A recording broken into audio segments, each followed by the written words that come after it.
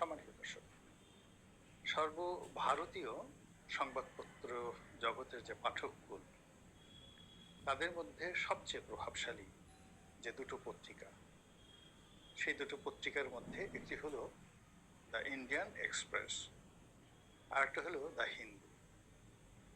হিন্দু যে পত্রিকাটি, এটি নামে হিন্দু হলেও এখানে ভারতের সব জনমতের যারা লোকজন রয়েছেন তারা এটা পড়েন।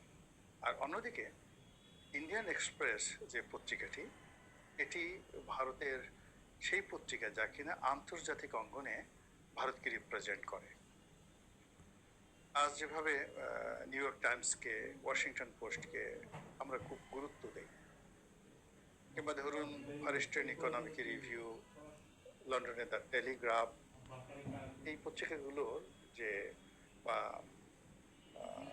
ধরুন যে জাপানের কিছু পত্রিকা আছে, তারপরে জার্মানির কিছু পত্রিকা আছে, তারপরে ফ্রান্সের কিছু পত্রিকা আছে, যেগুলো এই বাংলাদেশে বসেও সেখানে যদি কোনো একটা নিউজ ছাপা হয় আমরা সেটি গুরুত্ব দিই। এর বাইরে আন্তর্জাতিক যেমন এএফপি, রয়টার্স, ব্লুমবার্গ, তারপর ওয়াল স্ট্রিট জার্নাল, তারপরে নিউজ উইক, দ্য ইকোনমিস্ট, এই পত্রিকাগুলোর একটা গ্লোবাল মানে যাকে বলা হয় অ্যাসপেক্ট অ্যান্ড প্রসপেক্ট আছে।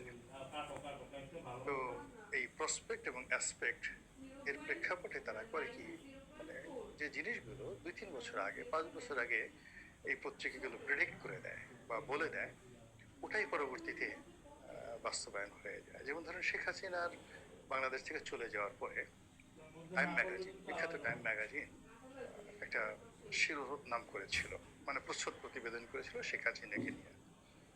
তখন তারা যে জিনিসটা বলেছিল যে শেখ হাসিনা যে বাংলাদেশ থেকে চলে গেলেন, তিনি ফিরবেন কিভাবে, তার ফেরাটা কেমন হবে। তো শেখ হাসিনা ফিরতে পারেন, এটা ওনার বাংলাদেশ থেকে চলে যাওয়ার 2 মাসের মাথায় স্বয়ং শেখ হাসিনা কল্পনা করতে পারেন। এ কারণে প্রথম 2 মাস তিনি কোনো টু শব্দ কিন্তু করেননি। অথচ আমেরিকার টাইম ম্যাগাজিন তারা বলে দিল যে শেখ হাসিনা কিভাবে ফিরবেন, এই রিটার্নটা কখন হবে, কিভাবে হবে, এই যে উনি গেলেন তার প্রত্যাবর্তনটা কিভাবে হবে। এখন এই 14 মাস পর আপনি চিন্তা করেন যে টাইম ম্যাগাজিনের সেই 1 বছর আগের যে বক্তব্য, এটা এখন কতটা গুরুত্বপূর্ণ হয়ে পড়েছে, কতটা ভয়ঙ্কর হয়ে পড়েছে এবং কতটা প্রাসঙ্গিক হয়ে পড়েছে।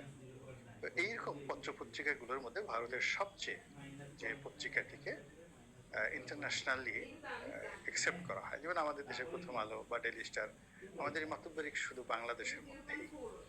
এখানে প্রথম আলোতে কি ছাপা হলো, ডেইলি স্টার কি ছাপা হলো, এটা ত্রিপুরার লোক ও পাশের লোক কখনো এটা মানে ভেবেও দেখে না, আলোচনাও করে না।